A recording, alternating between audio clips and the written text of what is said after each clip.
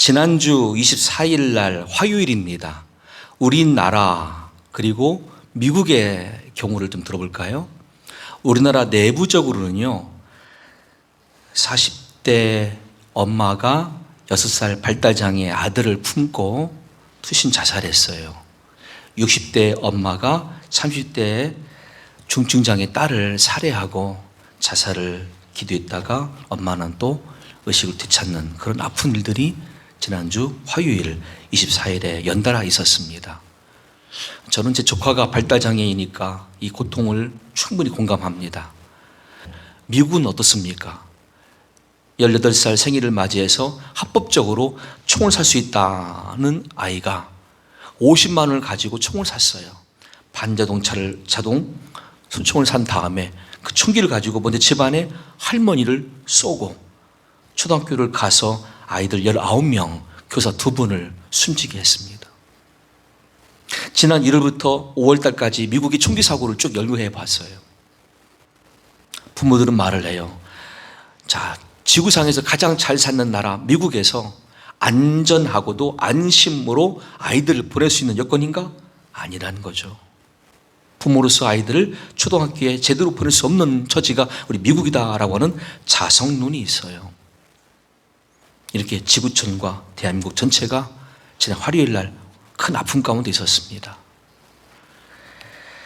우리는 이 지구상에 살고 있는 모든 사람들의 삶을 돌아보면서 이 땅에서 진정한 소망도 기쁨도 찾을 수가 없구나 하는 사실 앞에 안타까워합니다. 솔로몬은 전도서 2장 10절로 11절에서 자신이 왕으로서 다 누려보았지만 결국 이것이 결론이라고 우리에게 말해주고 있죠. 무엇이든지 내 눈이 원하는 것을 내가 금하지 아니하며 무엇이든지 내 마음이 즐거워하는 것을 내가 막지 아니하였으니 이는 나의 모든 수고를 내 마음이 기뻐하였습니다. 이것이 나의 모든 수고로 말미암아 얻은 몫이로다. 먼저 솔로몬은 무지함과 교만함을 우리에게 보여줍니다. 자신이 얻은 모든 명예와 부 그리고 누리는 모든 환경들이 자신의 수고 탓입니까? 아니죠. 아버지 다윗의 믿음 때문이죠. 이만큼 무지하고 교만한 솔로몬이에요. 그는 말합니다. 그 후에 내가 생각해 본즉 내 손으로 한 모든 일과 내가 수고한 모든 것이 다 헛되어 바람을 잡는 것이며 해 아래서 무익한 것이로다. 아멘. 내가 이 땅에서 다 누려보았고 다 해보았지만 그게 전부 다 무익한 것뿐이었구나 하는 단식이었습니다. 그렇습니다. 저와 여러분 우리가 이 땅에 소망을 두지 못할 이유가 무엇입니까? 다 무익하기 때문입니다. 내가 이 땅에서 무엇인가 막 철저하게 준비하고 계획을 세우고 노력해 보았고 땀 흘리며 수고하며 뭔가 이루어냈습니다. 그랬더니 그만 죽게 됩니다. 허무하고도 무익하죠. 내가 이런 모든 것 다 가지고 하늘나라 가면 얼마나 좋겠어요? 그게 아니에요. 다 내려놓아야 돼요.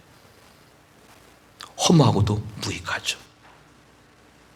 그럼 이제 우리는 질문을 합니다. 내가 붙잡을 소망이 무엇일까요? 무익한 것이 아니고 유익한 것이며 영원한 것이 무엇일까요? 성경은 그 정답을 오늘 본문의 말씀을 통해서 구원자이신 예수 그리스도를 붙잡으라 말씀하십니다. 본문의 10절은 신명기 말씀이죠. 본문의 11절은 시편 말씀이죠. 그리고 12절은 이사야 말씀이죠. 결론이 13절 말씀. 그러므로 소망의 하나님이 모든 기쁨과 평강을 믿음 안에서 너에게 충만하게 하사 성령의 능력으로 소망이 넘치게 하시기를 원하노라. 아멘 하시는 거예요. 그럼 그 앞에 점점점 커지는 내용이 무엇입니까? 전 세계 모든 열방들을 향해서 부르시는 말씀이 무엇입니까?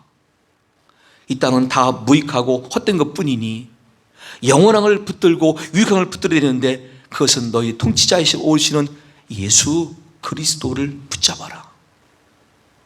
예수님을 구원자로 영접하라. 예수님을 그리스도로 믿으라. 그 말씀이에요. 또 이사야가 이르되 이새의 뿔이 곧 열방을 다스리기 위하여 일어나신 이가 있으리니 열방이 그에게 소망을 두리라 하였느니라. 아멘. 진짜 우리가 얻는 소망은 예수님을 통해서 얻는 소망이다. 그 말씀이시고요. 소망이 하나님, 하나님은 절망의 하나님이 아니십니다. 소망 주신 하나님, 소망이신 하나님이 모든 기쁨과 평강을 믿음 안에서 너에게 충만하게 하사.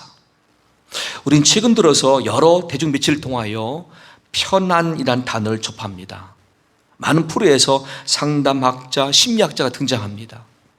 그들이 주장하는 이론을 잘 듣다 보면 그것은 우리들 일시적으로 편안함을 주는 정보입니다. 하지만 성경은 편안함이 아니라 평강을 말씀합니다. 편안함은 마음의 심적인 요인으로 잠깐 얻는 안정감이죠. 평강은 무엇일까요? 차원을 달리해요. 마음만이 아니라 영적인 것부터 시작합니다.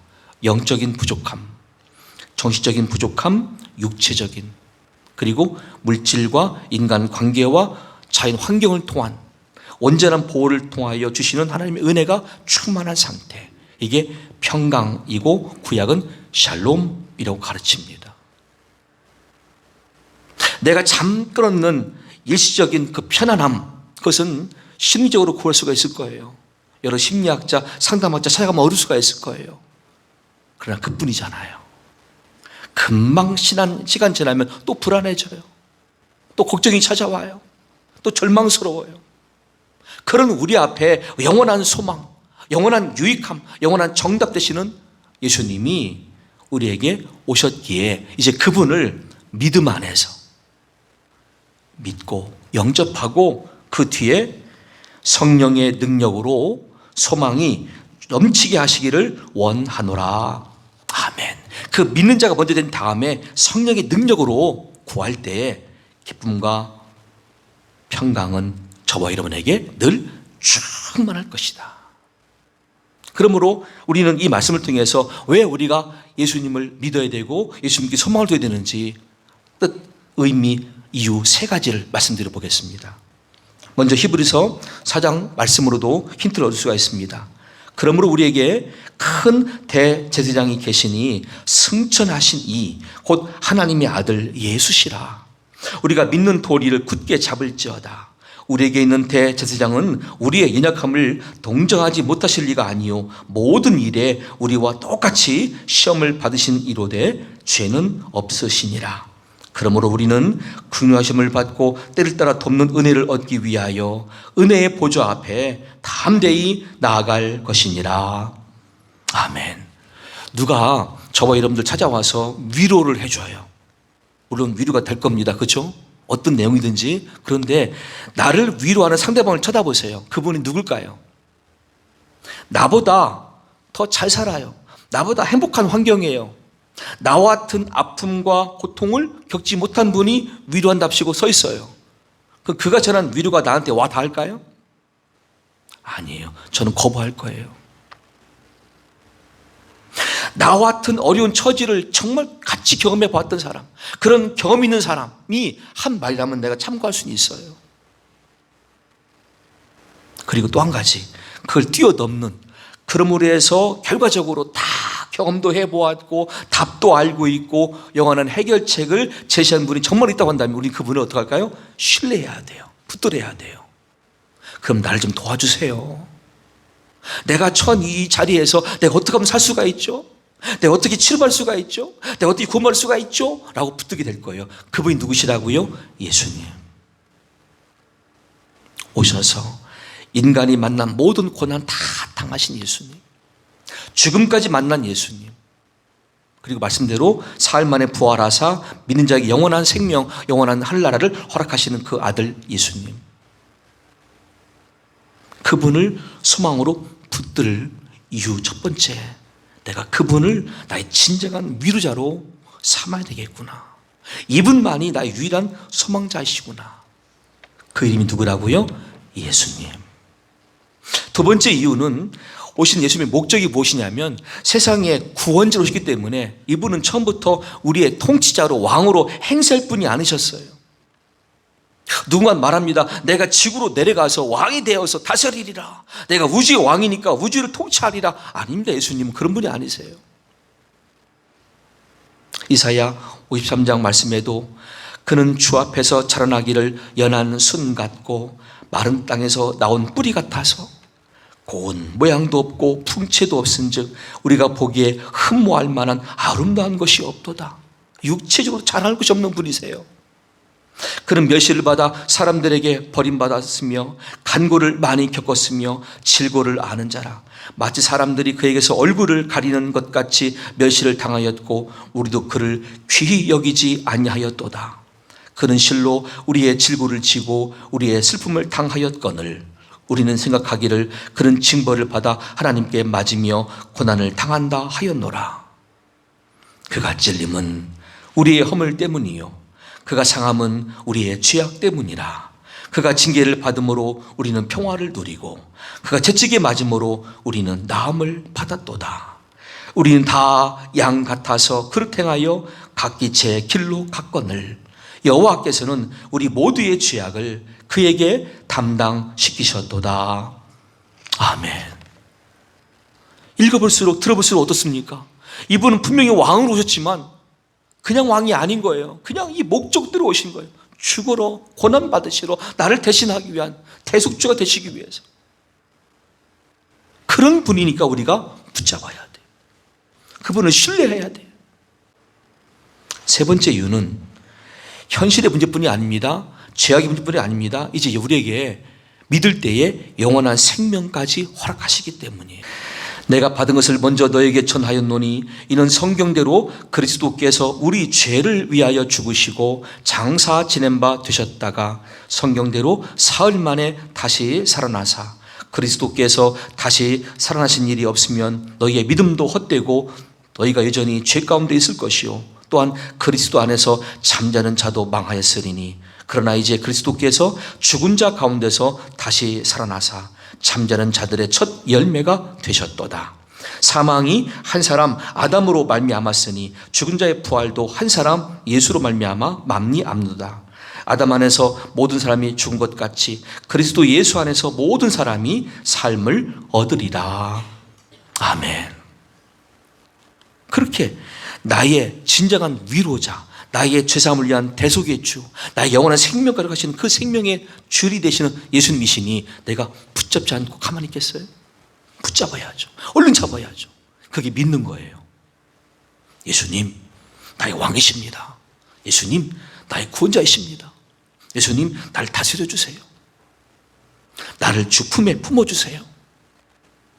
그게 예수님을 영접하는 거예요. 그 영접하는 과정에서 하나님 우리를 믿는다고 보시는 거죠. 누구를 의지하면 좋을까? 누가 나의 진정한 위로자이냐? 누가 나의 죄사함을 위한 대속주가 되어주느냐? 나에게 영원한 생명까지 가시는 구원자냐? 누구겠어요? 사람이 아니잖아요. 절대자 예수인 줄로 믿으시기로 축원합니다. 예수님, 이제 믿으세요. 영접하세요. 붙잡으세요. 그분만 신뢰하세요. 모세는 말했어요. 우리의 연수가 70이요 강건하면 80이라도 그 연수의 자랑은 수고와 슬픔뿐이요 신속히가 아니 우리가 날아가나이다. 자기의 삶을 돌이켜볼 때에 야 인생이 70, 80 살아가요. 시간이 얼마나 빠른지 몰라요. 그런데 돌아보니까 전부 다 수고와 슬픔뿐이었다. 이런 고백이었어요. 거기 더해서 로마서 8장 말씀하시기를 피조물조차도 고통 가운데 있다. 누구 때문에? 인간들 때문에. 죄악된 인간들이 행하는 모든 것 때문에 지금 환경적 재앙 만났잖아요. 피조물이 다 이제까지 함께 탄식하며 함께 고통을 겪고 있는 것을 우리가 아느니라 그랬어요. 그렇게 이 땅은 구원이 필요해요. 우리에겐 절대 소망이 필요해요. 그럼 우리에게 말씀하시는 주의 음성을 들어보십시오. 수고하고 무거운 짐진 자들아 다 내게로 오라. 내가 너희를 쉬게 하리라. 아멘. 이 쉼이 평강이에요. 평강. 영적으로, 정신적으로, 육체적으로, 물질, 인간관계, 환경적 재앙으로부터의 온전한 보호가 다 채워진 상태. 이게 샬롬 평강이에요. 자, 그러면 이 평강을 나같이 지금 처음 믿는 사람이 어떻게 얻을 수가 있습니까? 이 평강의 복이 나에게 어떻게 임할 수가 있습니까? 걱정하지 마십시오. 하나님 이렇게 말씀해 주셨습니다. 시편 29편 10절과 11절에서 여호와께서 홍수 때에 좌정하셨으며 여호와께서 영원하도록 왕으로 좌정하시도다. 여호와께서 자기 백성에게 힘을 주시며 여호와께서 자기 백성에게 평강의 복을 주시리로다. 아멘. 약속하셨어요. 주의 백성만 되면 되는 거예요. 예수를 믿음으로 자녀가 되면 전부 다 백성 되는 거예요. 하나님의 거룩한 백성으로 평강은 약속되어 있는 복이에요. 예수님도 말씀하셨습니다. 요한복음 20장 19절 이하에서 이날 곧 안식 후 첫날 저녁 때에 쟤들이 유대인들을 두려워하여 모인 곳의 문들을 닫았더니 예수께서 오사 가운데 서서 이르시되 너희에게 평강이 있을지어다. 이 말씀을 하시고 손과 옆구리를 보이시니 쟤들이 주를 보고 기뻐하더라. 예수께서 또 이르시되 너희에게 평강이 있을지어다. 아버지께서 나를 보내신 것 같이 나도 너희를 보내노라. 이 말씀을 하시고 그들을 향하사 숨을 내쉬며 이르시되 성령을 받으라. 아멘. 자, 먼저 믿는 자가 되고 약속의 성령을 경험하고, 다만 그 성령이 이제 내 안에서 지속적으로 영원토록 충만한 상태를 유지하기 위한 방법은 무엇인지 오늘 말씀은 예수님 말씀 가운데 끝에 있습니다. 성령을 받으라. 사도 바울이 고린도에까지 가서 복음을 증가하며 교회를 세웁니다. 1년 반 동안 복음을 전해요. 얼마나 완악하고 얼마나 미신에 쩌들어 있고 자기 막 주관들이 막 센지 몰라요. 심지어 고린도전서 1장을 바라보시면 그 안에 고린도 교회의 문제 첫 번째가 나오는데 바로 얼마 지나지 않아서 4개 파가 나오죠. 교인들이 바울의 전도로 말씀을 듣고 들어와서 구성을 이루었는데 4개 파가 됐어요. 바울파, 아볼로파, 게바파, 그리스도파. 무슨 말인지 아시겠어요? 자기 주관이 그만큼 독특한 사람들의 고린도 사람들이에요. 그런 사람들 향하여 전도하는 것은 더더욱 어려웠겠죠. 그럴 때 바울이 실제 자기의 현재 상황을 얘기합니다. 고린도서 2장 3절 이하의 말씀에 내가 너희 가운데 거할 때에 약하고 두려워하고 심히 떨어노라 그랬어요. 왜? 이렇게 고집이 세고 완악하고 자기 주장이 너무 많은 사람들, 전도하는 것이 너무 어려운 거예요. 근데 그의 방법은 뭐냐면 지혜로운 말이었대요. 내 말과 내 전도함이 설득력 있는 지혜의 말이었다는 거예요. 여기서 부딪힌 거죠. 아, 이게 아니구나. 완악한 사람들, 이렇게 자기 고집이 많은 센 사람들은 내 말로는 안 되는구나. 그 자기의 지금 평강이 깨진 상태입니다. 불안한 상태입니다. 약하고 두려워하고 심히 떤 상태가 되었으니 어떻게 하면 극복할 수가 있습니까? 그 정답이 그 다음에 나오죠. 다만 오직 성령의 나타나심과 능력으로 하여 너희 믿음이 사람의 지혜에 있지 아니하고 다만 하나님의 능력에 있게 하려 하였노라. 아멘. 바울이 그때 간파한 거예요. 나의 부족함을 한 거예요. 내가 설득력 있는 지혜 말로만 전도했는데 이게 아니구나. 성령의 나타나심과 능력을 구하자. 하나님의 능력이 임하여서 이들이 다 변화되어지고 이 말씀을 받아들이고 함께 나와서 고린도 교회에 구성원 될 수 있도록 전도의 전략을 바꾼 거죠, 바울이.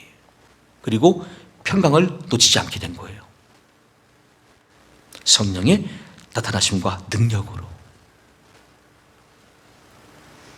자, 이 말씀을 간단히 정리하면 이렇습니다. 먼저 내가 붙잡을 유일한 대상은 소망 되시는 예수 그리스도. 믿고 그분이 약속한 평강을 내가 구하는데, 구하면서 경험하는 평강을 지속하기 위한 방법은 성령의 나타나심과 능력을 같이 기도하는 거죠. 하나님, 제가 이제 믿는 자녀가 되었습니다. 주 예수를 내가 영접하여 믿습니다. 그런 저에게 평강 주시옵소서. 그리고 주신 평강이 나의 삶에 언제까지나 충만할 수 있도록, 지속적이 될 수 있도록 저에게 성령의 나타나심과 능력으로 도와주시옵소서. 이 기도를 한 번만이 아니라 계속 하는 거예요. 바울처럼. 그리하면 어떤 은혜가 있습니까? 고린도서 4장 8절 이하에 우리가 사방으로 우기쌈을 당하여도, 자, 내 주변에 지금 원수마귀가 막 쌌어요. 귀신들이 막 붙었어요. 병마가 붙었어요. 내 원수들 3명 붙었어요. 적들이 붙었어요. 할지라도 쌓이지 아니하며, 답답한 일을 만났어요.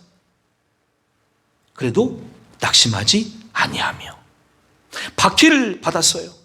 그래도 버림받지 아니하며, 헛구뜨림을 만났어요. 그래도 망하지 아니하고. 우리가 항상 예수의 죽음을 몸에 짊어지면 예수의 생명이 또한 우리 몸에 나타나게 하려 함이라. 아멘. 이 고백으로 막 승리하게 돼요. 그 원동이 무엇입니까? 물론 믿음도 있지만 믿음과 겸비된 성령의 능력, 성령의 역사가 우리 안에 있기 때문에 이 고백이 가능한 것이고, 이 사람은 그래서 평강을 빼앗기지 않는 거예요.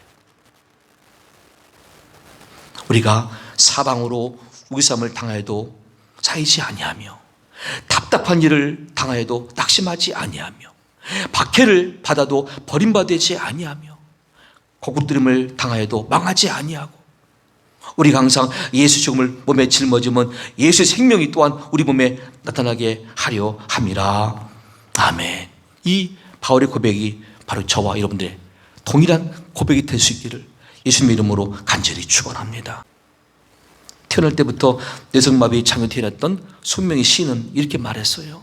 나 가진 재물 없습니다. 나 남이 가진 지식도 없습니다.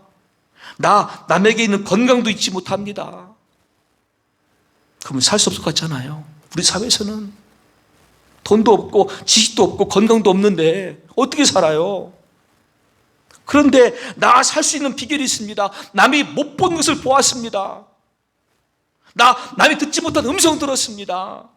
남이 받지 못한 사랑 받았습니다. 남이 모르는 것을 영적으로 깨달았습니다. 네 가지를 말해요. 첫째, 나 신령한 세계를 보는 영적인 눈이 열렸습니다. 주의 음성 들을 수 있는 영적인 귀가 열렸습니다. 그리고 아버지 사랑을 내가 지금 받고 있습니다.